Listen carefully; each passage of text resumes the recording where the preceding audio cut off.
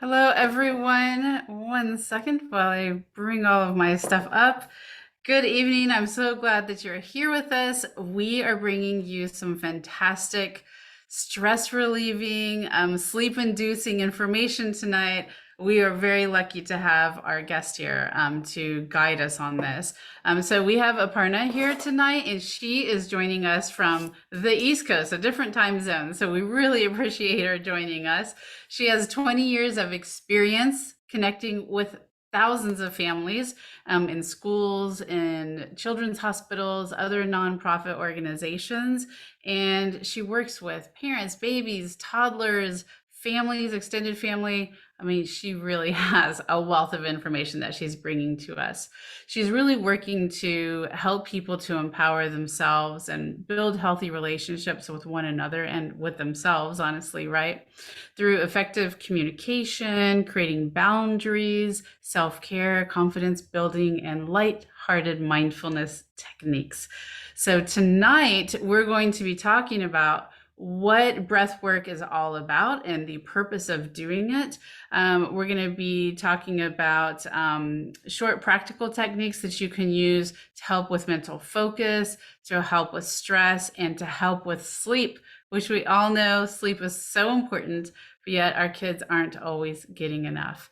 So, and she's also going to talk about using essential oils and ideas to create a calming corner, which some of you may have those in your schools. The Balance of Mind and Lake Washington Schools Foundation work together to bring calm corners into some of the schools. So she'll talk about how to create that in your household. It might be for your kids, but maybe you need your own calm corner as well. So welcome, welcome. I would invite you to come on screen so we can get started and share your knowledge with us.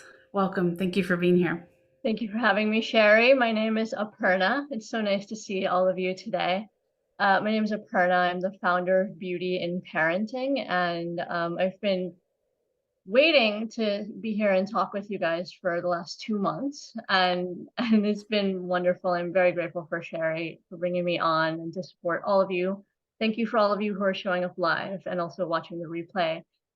And I am as she said, I'm a meditation breathwork teacher. I'm also a parent coach. I've been supporting families for 20 years now, since my teen years. And I love sharing ways to help families just self-regulate and calm and be more present with each other. I think it's a beautiful thing to have these skills that can serve you for life in all kinds of relationships that you have with work or friends, with your partner, with extended family members, whomever. And so I'll be sharing today a little bit more about breathwork and meditation and the other things that she's been sharing. But mindfulness is really something that came to me about 15 years ago, during my college years. And it was something that I started to practice and develop at a time when I was pretty stressed out. It was one of my hardest years.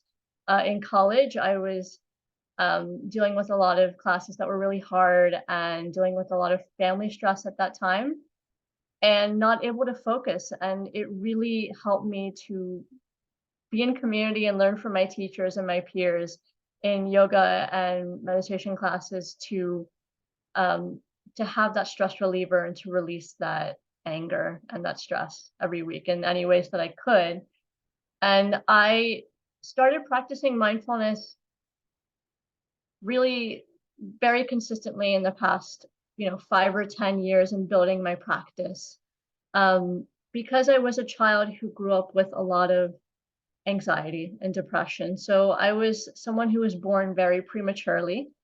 I was 3 months premature, and I was very small, and I dealt with some health issues in my life. And I grew up just being someone who felt very different in life.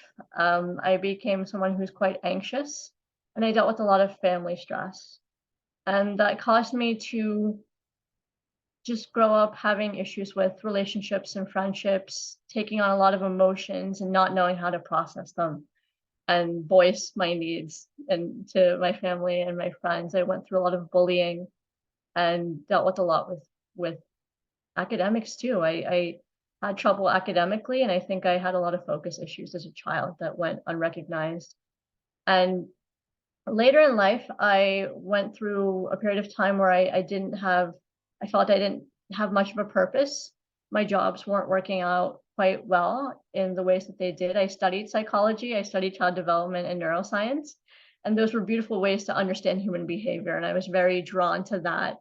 I think because of all the emotions I had experienced in dealing with mental health related things, I was very fascinated by learning why people were the way that they were and why families connected the ways that they connected. I felt so much joy in seeing the ways that moms connected with babies, especially too. And so in my work in children's hospitals, I worked in cancer units with young children, with babies through children who are 25, and I worked with premature babies as well. And that was a really beautiful blessing to be able to do that too. That's amazing. I do want to stop just for a second, and I want to remind everybody that you are welcome to ask questions because we love that interaction. And we're also going to ask you questions. So here's the thing. If you want to ask us a question, put it in the Q&A box so it doesn't get lost, because then it's in this little box that we can keep track of. Otherwise, if we're asking you a question, put it in the chat box. Which brings me to a question for all of you. I'm curious about the ages of your kids, but also I want to know, do your kids have a lot of anxiety? I know that anxiety and depression is ramped up before the pandemic, but add a little pandemic in there and the numbers have skyrocketed. So, and so I'd love to know that. And by the way, you can do it anonymously. If you click that little bottom arrow, you can just say to the hosts and panelists, and we'll make sure we don't mention your name if that's important to you. So, all right. Sorry for that interruption. I just want to make sure people know they can ask I'm glad you questions. said that because I want to interact and I want to hear what's going on with you all and how life is right now, especially as well too. But I wanted to share that story, and it is a deep personal story for me to share, but I think it's a Yes. huge understanding as even though I am a parent coach and I've supported families, I'm not a parent yet. I have a huge love for families, and I think people always want to know my backstory as well too, because I've done so many things.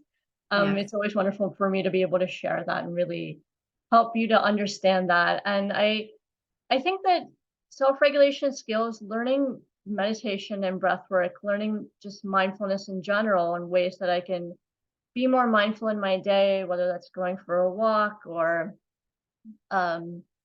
drawing, doing art, cooking, doing some fun activities with the people I love, has been really healing for me and my family in life to What does learn that how to mean be present. when you say mindfulness? Let's just bring it down to the Yeah, basics. We kind of all have this idea of what it means, right? But what does that sure. mean when you're using that word? When I'm using that word, I'm really meaning that well, from two perspectives. One is that you're being present.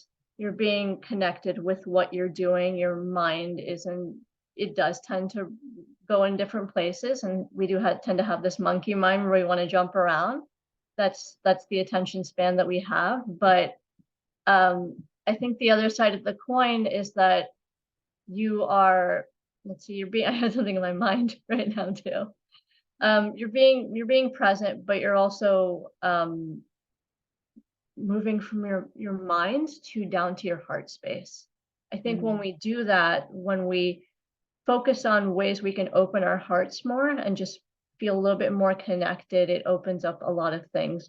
Being in nature, talking with people that we love, laughter, doing things that we like in general helps us to be more mindful, more open-hearted. And I think that when I talk with a lot of parents who are feeling that burnout, but when we are in a space where we are just on that hamster wheel of doing and doing and doing, and all these things come up in life, or we're taking on a lot, we become, we start to feel that burnout. We start to feel that lack of connection to ourselves and what we really need. And then it isn't until maybe a health issue comes up, maybe something really big comes up that we can't manage, we get really overwhelmed. And it's about our coping mechanisms and how we handle and react to the things that happen in life too. So that's really what I mean when I say mindfulness as my own definition.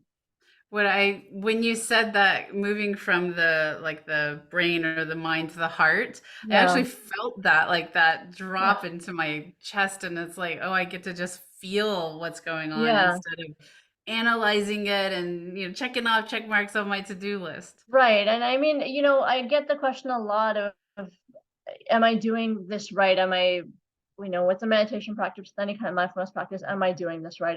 Is this the perfect right way to do it? And I mean, there's no perfect way to do it. It's really just observing what works best for you. And that's what I do as a coach and as a mindfulness teacher is help you to find ways to integrate mindfulness into your everyday life too, because I don't want to add on another thing to your to-do list or to your plate that isn't going to be something that seems manageable. So I very closely in depth just work with those who feel that it's something that they want as a part of their life or their family life or just for right now with what's going on too. So I've I'm had glad you many, said it that way yeah. because Mhm. a lot of people that are super busy, super stressed, super anxious, they're like, okay, I need to meditate. And then it becomes, like you said, Mhm. on their to-do list. Yeah, yeah, And then they feel guilty if they miss it or they're not sure they're doing it right. And then their right. anxiety ramps up.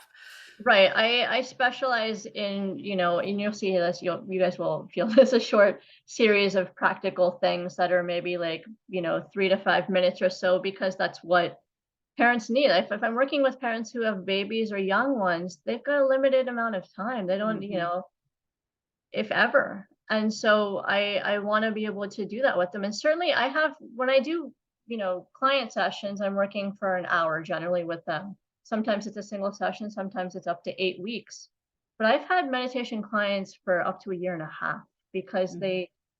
they never had this in their life and they wanted to really let go of um, any kind of trauma or any kind of patterns, any kind of things that are ongoing in their lives that they just want to really deeply have this become a part of their life and support their family, support their kids too with it. And I think that being present, it just creates like a ripple effect with the people around you and you'll find and you'll see that over time. And Mhm. it's not a quick fix, but the more you practice it, it will become something that will help you faster than you'd Right. expect. It'll become your go-to when you're It'll become a stressed. part of you, yeah, as Mhm. well. Yeah. Yeah, and the kids are watching, right? So if they Yeah. say, "Oh, mom or dad's stressed," look what they're doing. It's not yelling or, Yeah. losing your mind. It's, I'm going to go and take some deep breaths. I'm going to go and do this meditation. So they're learning from what we're actually doing. So I love Right. that. Yeah. Right. And I see that you have some questions in the chat. I'm happy to answer Yes. those as well. Yes. So I have some in the question box, but also I want to acknowledge Bonnie saying that her middle child and her both experience social anxiety. So this will Yeah. be very useful for you. Yeah. Okay. So let me, first of all, someone said that their son was also born premature, Hmm. and there's definitely a correlation to anxiety, they're saying, and he's Yeah. 10 and anxious. Yeah. I will say that I was looking at some photos yesterday of myself as a 1 or 2 year old, and my family and my brother were having a great time. And I think that I grew up as a pretty serious child. I will say that too. For my first few years of life, I think the issue was that I didn't know how to read emotions that well because Mhm. I didn't have that connection super early on with my mom and being able to have that physical touch and that looking at someone's face. And I do have photos of myself as a premature baby as well too in the hospital. Um, and so when I went on to do this work of working with premature babies, it wasn't like triggering or emotional for me. It was actually just full of a lot of love for them as I well love too, or that. any of the children in the hospitals or anywhere I've worked. But it was a beautiful common understanding of Yeah. okay, this is how it is too. Um, but I completely understand that with the anxiety that is coming up, and I think it is a process. And she is saying 12-year-old twin boys, and one tends to be anxious, and they were very Mm. premature. Yeah, and I think it is that practice of just helping them in their own way find ways to self-soothe as Mhm. well. And so mindfulness, meditation, breathwork are wonderful ways to help you to to calm yourself, and that can be through a comfort object. And I have a blog on my website on different comfort objects that any kids of any age can use, but just um a way to, yeah, to comfort yourself when you need it as well That's too. And that's really important. I've yeah, seen I work with a lot of anxious kids, teens in particular, and today with how connected we are with our kids with technology and such, parents become the coping skill or yeah, the comfort object, and which yeah. it's okay on some levels, but at some point they gotta They need soothe those themselves, as you boundaries, say, right? right? Yeah, yeah, Yeah, we can support, but we gotta teach them these skills along the way as well. right. All right, let me tell you there's another question Sure, sure. here. My kid's 9. Some days he seems restless. Even if I tell him to do breathing exercises or drink Mhm. water, he won't listen or do those things. And some days he won't sleep at night if they're, let's see, some days he won't sleep at night if we're traveling like the next day. So I'm Hmm. trying to understand the difference between anxiety and excitement. That's a great question. So nine is a great age, also before puberty hits in general too. And I think a lot of things kind of start to come up with our children, maybe with their mealtime, with their anxiety, with, even sometimes things like their weight or their height and things like that. But um, the difference between anxiety and excitement, I think it depends on your child and probably their personality. You'll know when they're excited about something Hmm. versus kind of dreading it and things like that. And I even tend to get like that too before I travel. And it's only because as someone who's pretty sensitive, I know, like, I think for me, I know, and I was just traveling 2 weeks ago. I know I'll be in a completely different place, and I was at a huge event with about 500 people. But I think just talking through, and I had to talk through from even for me, just the yes, I was really excited, but I was also anxious at the same time too, Yeah. ironically, right? And it ended up being wonderful, but I really said to myself at that event, I only knew like 2 people there. But I really had to say to myself, what's the worst that can happen? Like, I'll say hi to somebody, and if it ends up not being a great thing, like, I probably won't see most of these people again, but, Right. luckily I'll probably get to see these people again too. But um the most important thing is how I show up, and I think just talking through the night before, a couple of nights before with traveling or anything that's coming up, any kind of like a test or any kind of big thing that's coming up, when you have, those transition times, talking in advance through asking your child how they're feeling, is this stressing you out?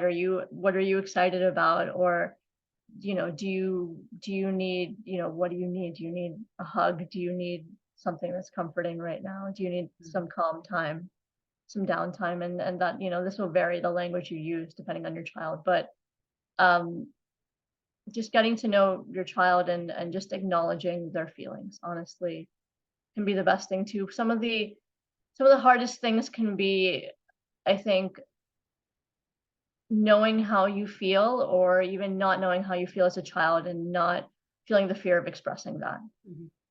with your parent or even with your siblings too. I That's think great. just I think creating that open communication can be really, really helpful. And then, you'll know later on, again, when you go to travel or do something next time, how they're feeling and what they could use too. Yeah, that's that's a great great. question. And these are the two, like excitement and anxiety. They sit side by side quite often, and Hmm. they can feel very similar in the body. So, and Yeah, especially like with a trip, we're all like, there's a lot of things to be excited about, but then yeah. there's the, especially for anxious people, the what ifs. Where are we Yeah, gonna stay? What if we the miss our plane? right, the anxious could be like and even talking through, like, could be like sometimes your throat will tighten, or you talking about in your body, like where you're feeling the tightness. Could be your stomach if you're super anxious. It could be, your heart space. If you're excited, it could be just a little bit of just like some heart palpitation, some like your heart's beating, Yeah. right? That nervousness too. So I think it's beautiful to explore that, honestly, because it's a really, really helpful indicator for your child to learn that as well too, the difference between anxiety and excitement. Yeah. Yeah. Okay, let me ask you the last question, and then we'll dive in Yeah, to the breathing if you can show some techniques. yeah, Let's see. I'm trying to understand the anxiety, and I'm also volunteering in school. Sometimes I'd like to know how to find or handle anxiety. Um, is that anxiety for you or anxiety for the students that you're helping? If you can just kind of put that clarify. in, Yeah. yeah, then we can answer that. So, okay, so shall we Yeah, dive into some of the practices you're going to share with us? we will share that. I also just really quickly before that, I wanted to just acknowledge two things that I have Okay. here in my notes. So the difference between breath work and meditation, right? I do both of those. I practice both of those things and share that. I get asked that question a lot because breath work is kind of a completely different thing. So meditation, as most people know of as a form of mindfulness, it's really a wonderful way to calm down more and really focus on how you can, sit still. That should be general traditional practice of how you can sit still and really just take that time to observe your thoughts. And um, sometimes it's quieting the mind, but it's not going to be a complete silence, but it's really just the ways that you can acknowledge and be aware of your thoughts and what's coming up, because things will come up when you sit in silence usually, but that just helps you to better know yourself and to better be aware of yourself and your anxiousness. I tend to use music with meditation. Hmm. Even in schools, I've used music, and I think children are very usually more sensitive, and they will immediately, calm down or get excited with music. So you'll find like that's why at nap time sometimes like a playlist can be helpful too. That's helped like the toddlers that I've taught in the past too. Just having a couple we found that in the classroom, having for a couple weeks straight, like 3 weeks straight, the same kind of soundtracks or mixes of Hmm. instrumental music help them, and then they would all shift and be like, no, I can't, I can't. None of them could take a nap, and like things would change, maybe the seasons would change or something would happen.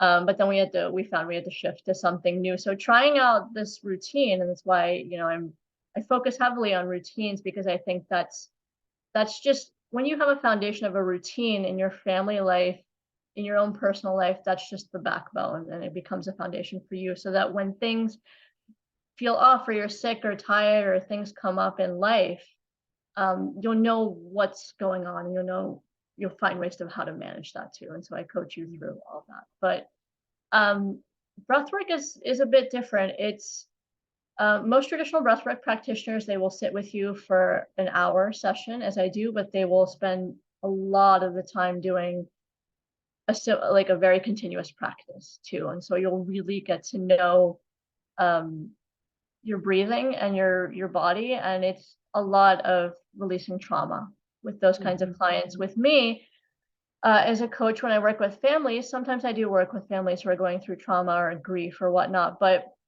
it's a lot of really short practices to, as I'll share in a moment, to help with focus or to help with anxiety or anger and to help with sleep. And so these are really quick things you can use. A lot of my clients have used them in the mornings, they've used them after work, they've used them to help sleep, they've used them for grief or for just really difficult days when they need it the most. So yeah, so I just wanted to share that difference between breathwork and meditation, if that comes up for you too. And most of my clients, we do a mix of breathwork and meditation, but it just depends. Some of them love to lay down during sessions, and I'll put on music on Zoom or over the phone, and we'll dive deep.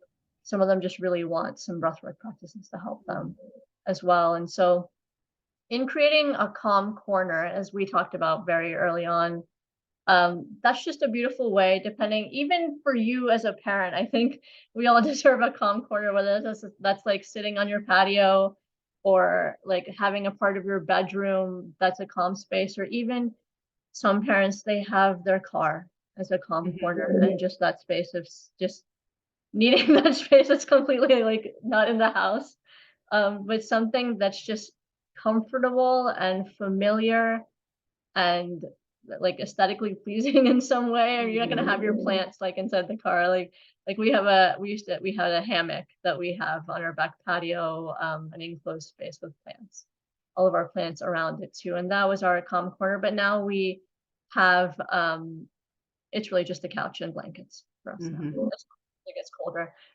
But some children will need stuffed animals. Some of them will want some posters on the wall. I know some parents have used like chalkboards or dry erase boards to just help a child just get creative and just, let out their day of what's going on too, the same way we would after work, or after school. But I think any kinds of objects, and that's where I think, I teach people to create calm corners, but I like working with the parent on what's working and how to do that and doing that with their child as well. So I think Mhm. that's a good collaborative thing to do. Even couples can have that sort of calm corner that helps them too, individually or separately. So I just wanted to share those practices and share that that's a good complement to a meditation practice, to just Mhm. have that space where you just like need that door shut or whatever. Even it can be Right. a closet or your bathroom, I don't know, but if you have like a Yeah, nice wherever tub, you can get it, right? Wherever you can wherever get you can get it.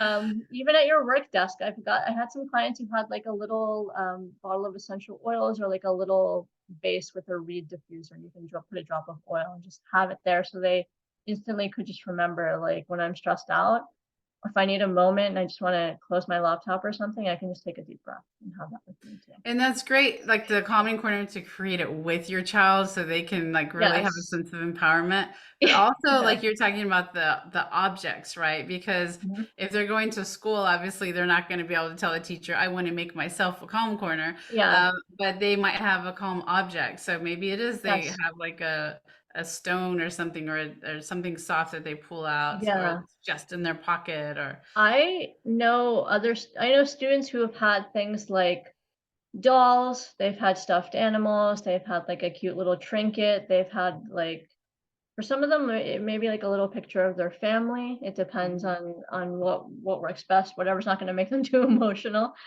But I think that like I said, what helps them to stay connected and to just, for the purposes of school or where they're traveling to, or, keeping their backpack or whatnot, just having something that helps them to feel soothed and So comforted for the as well. person that asked the question about school, I think this kind of answers it should give you some ideas. So we've talked about having a playlist, perhaps having a Hmm. calming object, having a calm corner. Yeah. The breath work we're going to learn, you can maybe teach the students that. It doesn't always have to be a big long lesson. It can just be if you see a child revving up, their anxiety is high, you can say, okay, let's do some breathing together, and you're going to show us how to do that. Yeah. This is a great way. Breathwork is a great way. It's a great tool, especially in schools when you can't like hug your student, or it's just, and you're in a group and you want to help the whole classroom or something like that too. I think it's a nice way to just be there for yourself. And I know you can't quite see my chest that much, but um, this is something that I just learned recently, and I've got a series of about 4 or 5 other ones, but this is a really nice one called a butterfly hug. And there are some variations and things like that, but this is something that I've used, especially in the past few weeks too. And so feel free to have like y'all are probably, I'm sure none of you are laying down. Probably not. But you You can, never know, maybe. well, you never know. You never know. I don't want you to fall asleep by the end of this. I've had a lot of clients who have just fallen asleep during their sessions, and it's both a beautiful thing and not a great thing, because then they have to call me back or whatnot, and see how they'll be like, that was so great. But for this purpose, with a butterfly hug, you can take both hands and crisscross them like this and place that on your chest. And I like to, when I'm being mindful, just tilt my chin downward a little bit, because I noticed when I tilt it up, that's kind of signals to my brain I'm active and awake, or probably like staring at a screen or something. So I tilt it downward, sort of if I'm praying or whatnot too, but just kind of closing my eyes if I can. And we'll take a couple of deep breaths. And so you want to kind of tap your chest, tap your fingers on your chest and on your heart space in a little bit of a butterfly hug, kind of just to comfort yourself. And just see, and I'll take you through a deeper breathwork practice, but just kind of see for a moment how that feels for you to comfort yourself that way. Letting yourself breathe naturally.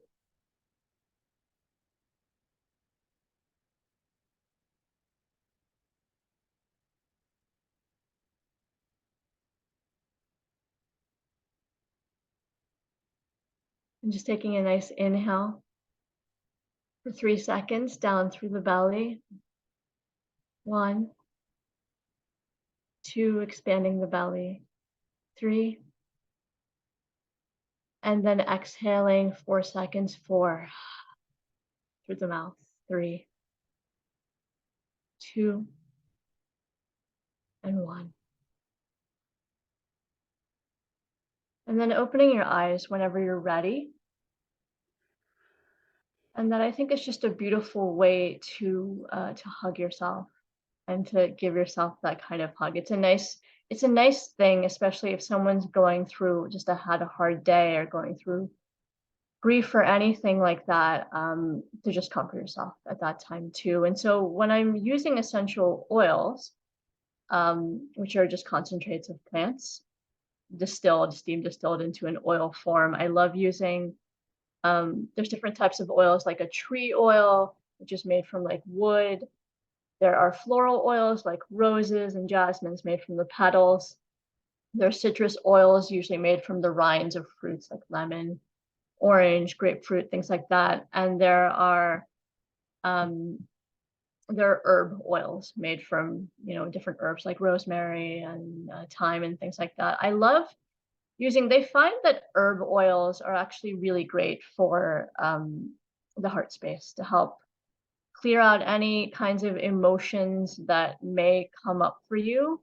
Um, anger, anger is something that it can be really helpful with. But I love to just take a drop of an oil, and I don't have any bottles right here because I know that it's a little late for me over here on the East Coast. So I know if I use an oil, I will fall asleep, and I have things to do after this. So I'm intentionally like I'm very sensitive because my brain's like I know you have to use an oil before bed, so I'm not gonna Yeah. do that right now. So what But can you tell me again, which oil do you recommend, like, for the yeah, anxiety? Which one is for the best? anxiety, a tree oil is really helpful Okay. because it's grounding. It's Okay. like being out in a forest, so you can use like spruce. You can use frankincense tree oil. I use doTERRA's oils, and they have a blend called Balance. That is it's a mix of different tree oils as well. You can use cedarwood is a wonderful one as well. And so when I'm teaching about essential oils, I am teaching about safety with kids and parents with um, teaching about usage. Generally, you don't need more than a drop or two because it's very concentrated, whether you're using it on the skin or in a diffuser. On the skin, I always recommend using a carrier oil like coconut oil, jojoba, grapeseed, something that creates that barrier for you too, as well. And I'm talking also about, yeah, the different ways that you can use it safely as well. And so they can find more information about that on your website, probably. That is on my website. Okay, I do excellent. free Okay. wellness consultations with essential oils. And even if you use a different brand that isn't doTERRA, I still support you in how to use that too. I have Okay. many customers and clients who've used that, and they use many different brands. So I'm happy to answer any questions on that. I care very much about families enjoying using oils and also using them safely too. So Yeah. however I can help.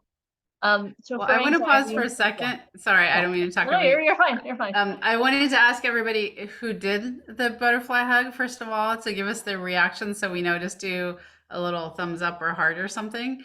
And also, how did that feel? Because for me, when I did it, I was like, oh my gosh, thank you. It was, Yeah. and what was that, maybe a minute or two that we did it, Uh-huh. Uh-huh. right? Yeah. Mhm.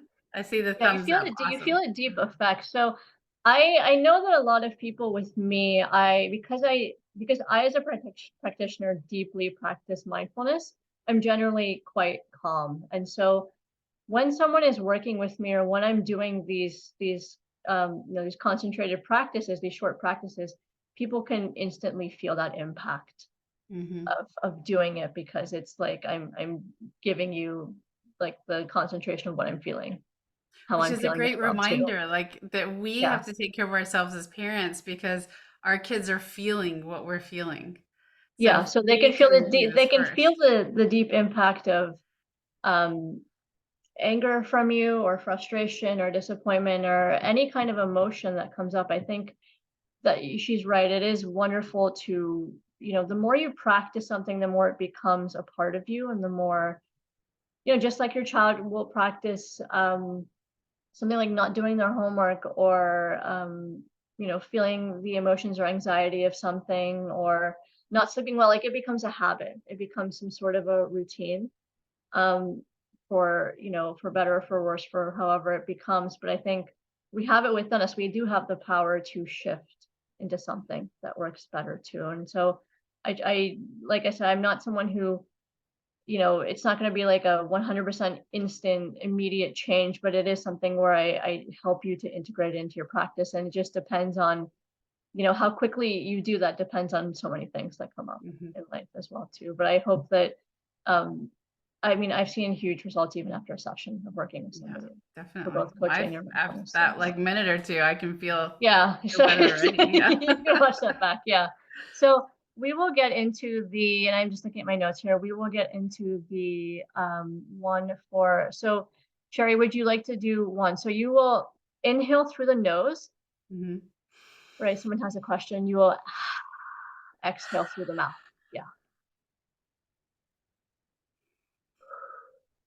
So we'll do one actually for anger, for anger and frustration. That can be something that comes up in many ways too.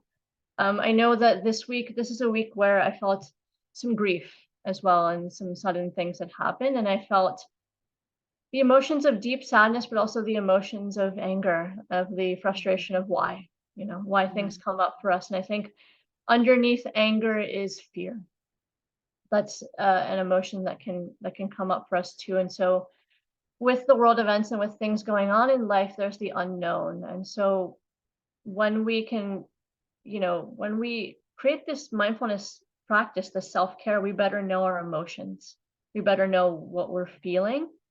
Um, and sometimes we can just journal it out. We don't always have to talk about it with others. And I encourage even children, it doesn't always have to be about the verbal communication. Sometimes it's Mhm. just the nonverbal communication, or the having that space to process things on your own, like in a calm corner. But um, anger is something that can come up, and it's okay. I think it's okay. I think it's a human emotion. And I think if we didn't express anger and weren't able to, that would be a problem. That would not be a healthy thing. And we see the effects of what happens when we have anger um, too much as well too. It can Yeah. really burn us out. So with anger, I love to do an exercise with children. This is kind of a fun way to process anger and frustration. But um, having the visualization of maybe having a dandelion flower in front of you, or you're blowing bubbles, which is something cool I did at the event that I was at. It was a parenting event, and it was a very fun Mhm. event too. It became a very fun event. But just having the visualization of just taking that moment, just inhaling for maybe like 4 seconds through the nose if you can, and then expanding the belly, and then just blowing that dandelion for however long you can draw that out too. I find that the more that we exhale and kind of make that whistling noise, that helps a lot to diffuse the feelings of frustration, because it's deeply impacting us. We want to, release that in some way too. And instead of doing something like, like hitting a wall, or um, I recommend even like, there'll be times you can, hit a pillow, punch a pillow too, or just, instead of lashing out in a way that's going to be damaging and hurtful. And there are many ways that that can happen for both adults and kids.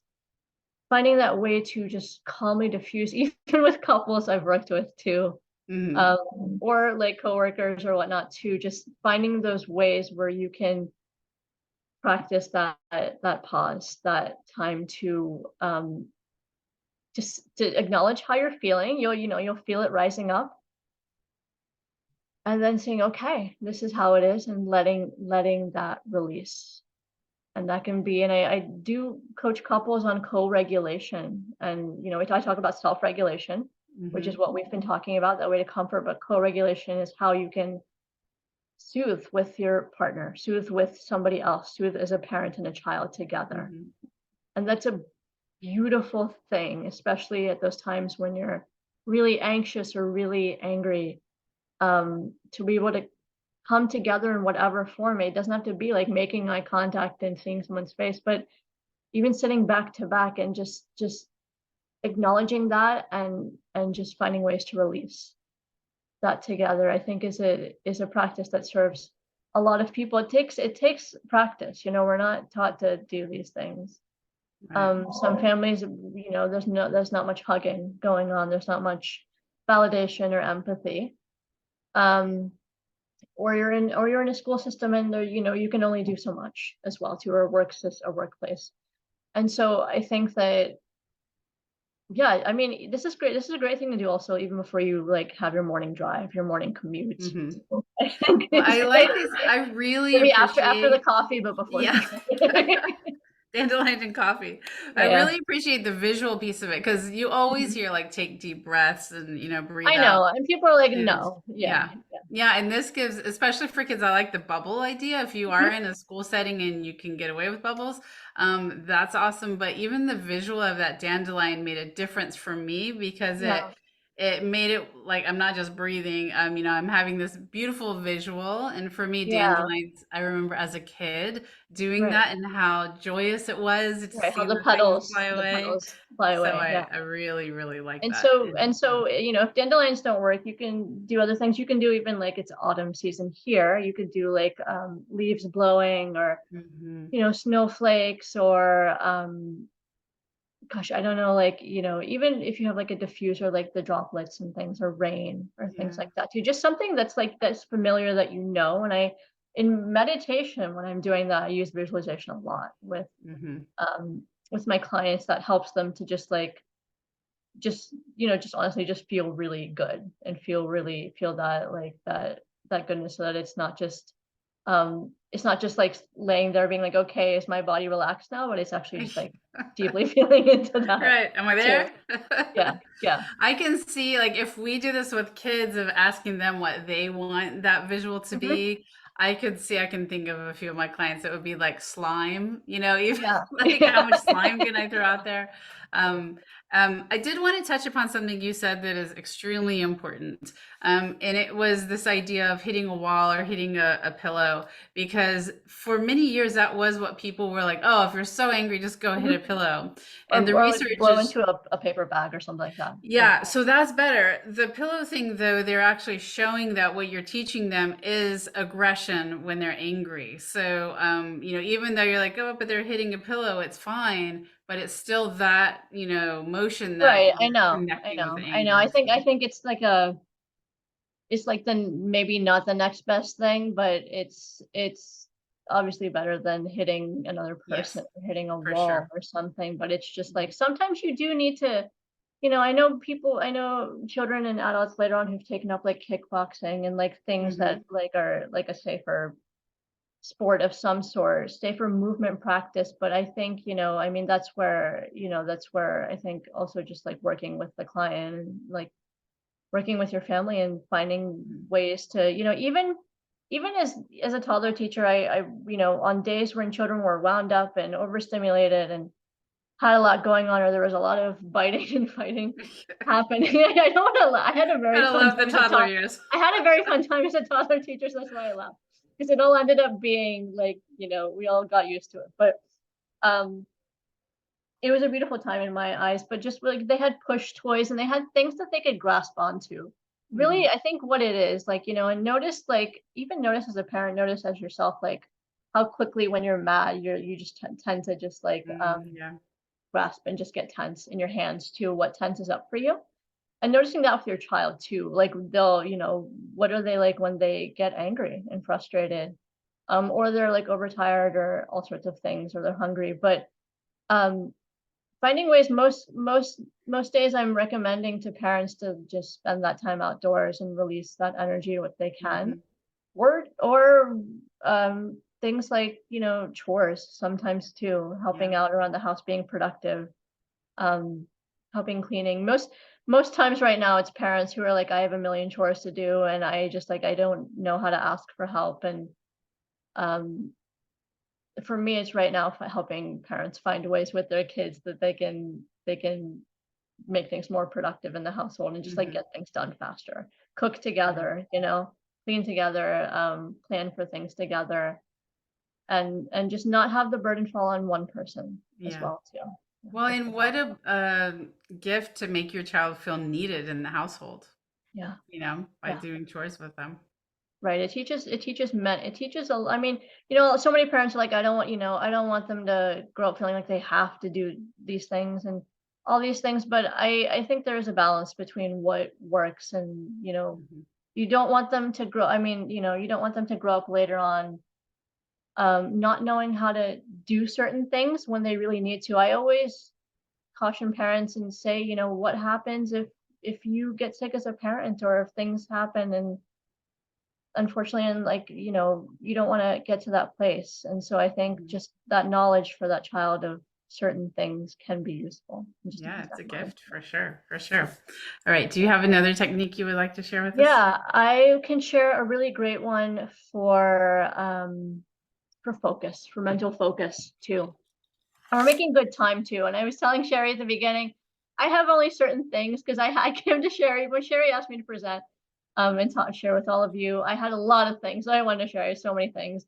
And she's like, just cut it down a little bit. So I did that. And now I'm like, it's gonna be and then I was worried on it wasn't too short, but you guys are wonderful. So I try and stay calm and just, share what I can. But this is wonderful. But so with focus, you can take focus for essential oils. A lot of oils like rosemary, herb oils, citrus oils will wake you up. It will wake the mind up. And so you generally just need 20 seconds of inhaling an oil for it to be in your olfactory system, your nasal cavities, and to just like have that effect on your brain of relaxation or mental focus. And so you can take an oil like rosemary, let's see, like thyme, you can take like an orange oil, a grapefruit, anything that for you, because our body chemistries are different, and just placing a drop in your hand, rubbing it together, and cupping that over your mouth, not touching your nose or mouth, but just cupping it over. And when I'm really needing to, if I'm having like brain fog or if I just feeling stuck creatively, I will, before putting an essential oil, I'll sometimes just tap my forehead a little bit too. Um, but just cupping over my mouth and closing my eyes and tilting my chin and just inhaling and just inhaling any scent if you want to. Just bringing that attention to my mind for 3 seconds and then exhaling for 3 seconds. Inhaling, 1, 2, and 3. Exhaling, 3, 2, and 1. And so that will usually bring some oxygenation to the brain. You can also do nasal breathing, which is like closing one nostril and inhaling for a couple of seconds, and then using the pinky and closing the other nostril. Doing that Would you do on that when you have the both essential sides. oils on your hand? That you don't know the nostril breathing. You don't need the essential oils, Okay. but the cupping I would. That's just a more concentrated way to also Mhm. just inhale the scent. Yeah. But the nostril breathing is really good for oxygenating the brain too. It's usually when we're having focus issues, we're probably not breathing. We're probably having shallow breathing, not breathing very deeply, and so we're probably just needing some more oxygenation. So breath work and especially in meditation it builds that lung capacity within you. It helps you to do that. And I will mention, I tend to forget this when I'm telling, my story. When I was a premature baby, I had those issues with lung, Mm. with breathing deeply, with lungs, and I would get congested all the time too. And this has really helped me as an adult to not only regulate, my emotions and stay more calm, but help me physically with my lung capacity too. I didn't have great lung capacity. As a child, I wasn't great with physical fitness, but it helped a lot with that as well. And so that's the one, those are the two for focus. And I hope that that helps both of you too. And that's something you can use any time that you need to when you wake up in the mornings, mid-afternoon. You can use that, like, when you're not on a screen as well too. You can use that for, I've had some clients with ADHD or who are neurodivergent, and it's supported them in just having that minute or two of ways that they can focus, and they can focus on schoolwork, or they can focus on the thing that they need to at that time as well. And I so love that this. yeah, that can be something you can practice for my next one, which is sleep. And so I was going to do one for anxiety, which is just a body scan. I don't know if we have time for that. I just had a 1 minute one for a body scan, Okay. and then one for sleep Yeah, as let's well do it. too. Okay. And so we'll do the do you want to do the body scan, or do you want to do sleep? Um, You're not going to let's fall asleep. ask everybody here. Put in the chat box. Do you want to hear the one for sleep or for body scan first, just in case we run out of time? Yeah. Let's see what everybody says here. Give them a second. Both. Okay. I know. Yeah. Okay. All right. Let's just They dive go hand in, I in. mean, they go hand in hand. They go hand in hand, the Okay. body scan. And so the I'll share with you the body scan, because actually the body scan kind of comes before the sleep, but the body Well, scan is going let's to be done okay. separately. If we're getting votes for sleep, so if you're open to do sleep and Yeah. then body Yeah, scan, or I does can, it yeah, matter? it doesn't Okay. All matter. right. Let's do sleep. So sleep is one where I recommend this when you're laying down and you're in your comfortable position. I tend to do this I sleep on my back.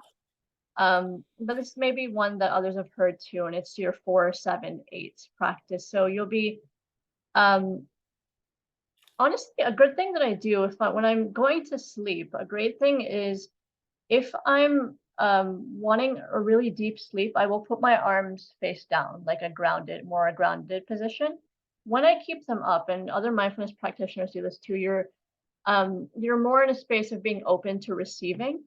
And so when you put your palms face down, like if you're putting your palms face down right now on your knees, you're in a more grounded position because you're touching like your bed, or you're touching the floor or something beneath you. So that's just something that I've noticed in practice has helped me too.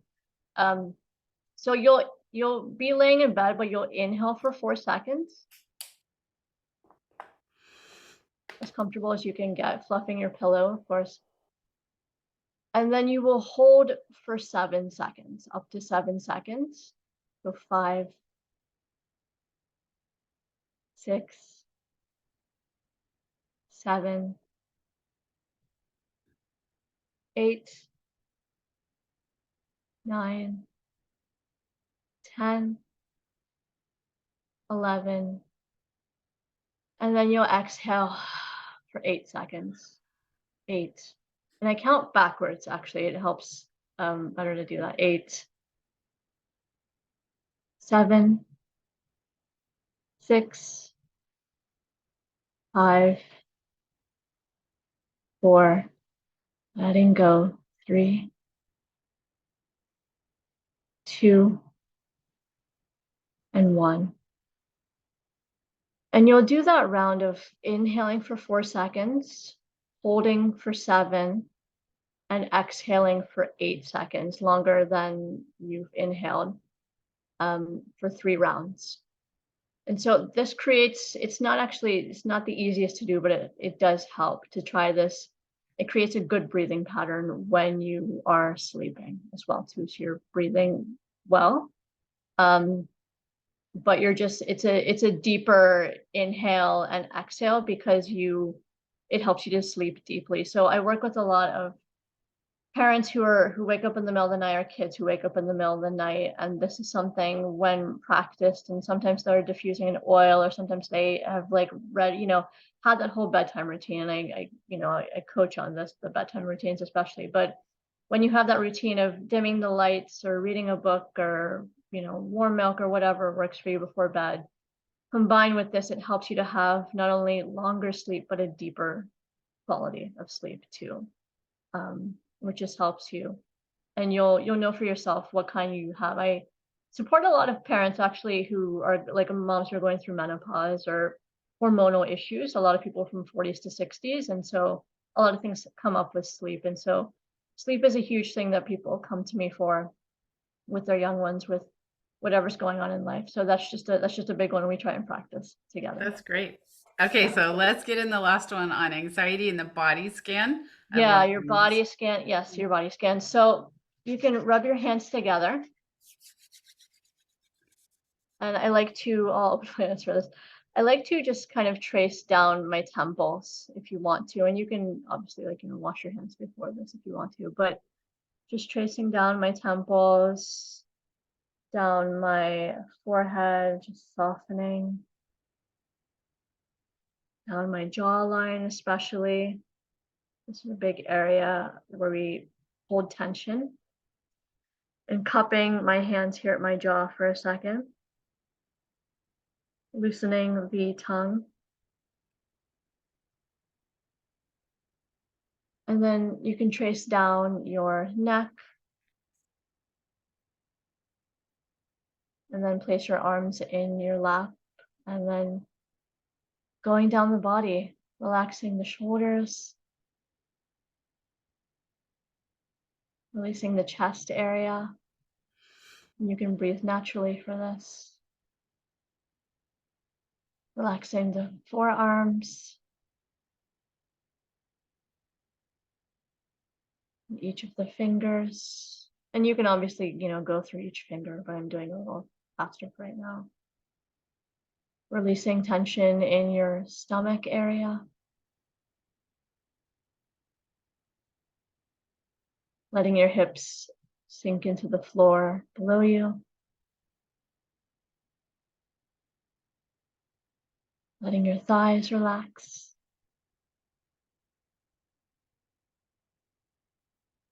The knees, the calf muscles, and the ankles. And then each of the toes, letting them relax further and further.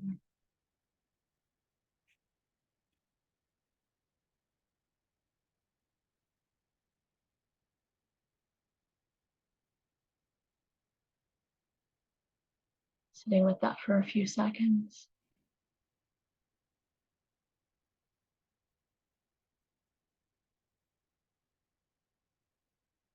And then excuse me, the way to come out of it, if you're deeply relaxed and need to, and the way I come out of it with clients, wiggling your hands and your toes. Bringing any awareness into those areas. As you tilt your chin upwards.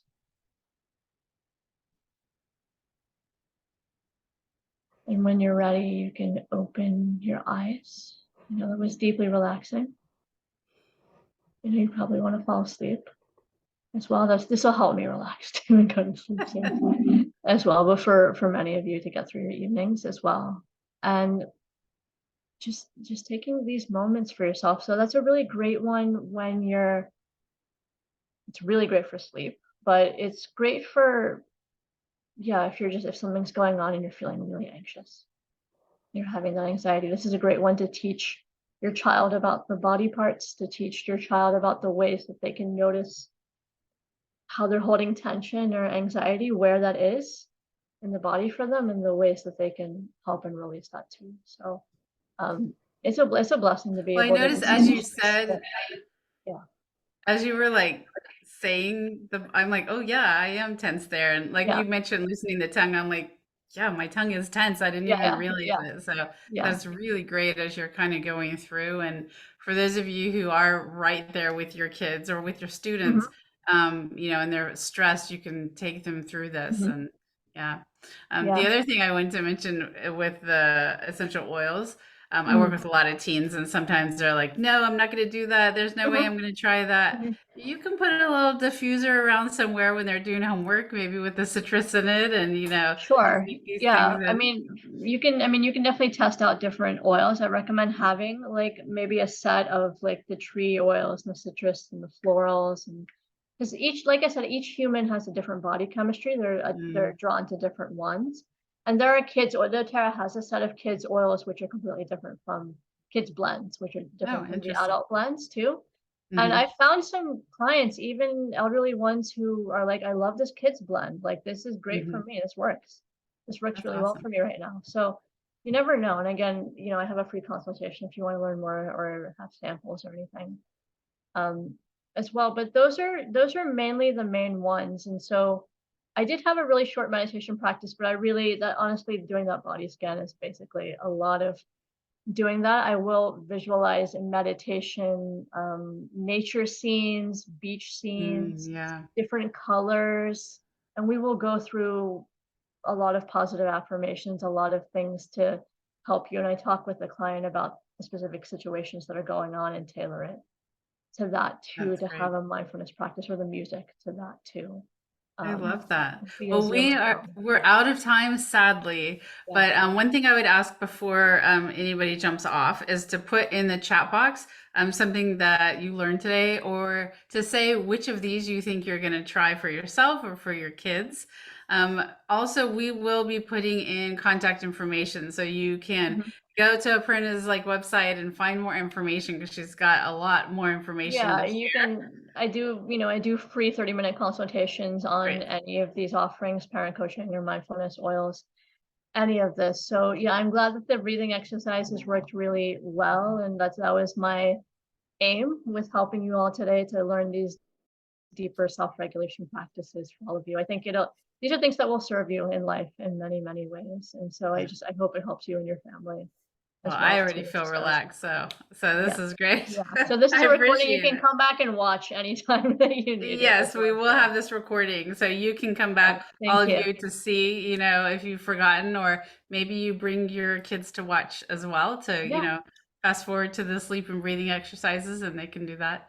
Excellent. Yeah, so awesome. So before everybody Thank leaves, you. give us a little aha moment in the chat box, and then let's give Aparna like a high five or thumbs up or something in reactions, hearts, whatever you want to give, whatever Thank you. celebrations, whatever comes Thank up you. for It's an you. honor to be here. I was really looking forward to this, like I said, for the past 2 months to be able to be here and help all of Well, you. and the timing was great. I needed this Yeah. week, and I think a lot of us do in Right. the A world. lot And of us so do. Yeah. I appreciate that so much. All right, Yeah. everybody, thank you for being here. I really appreciate you spending your time with us, and tell other people about this so that they can come and watch the recording and share this wonderful information for themselves, but also for their kids too.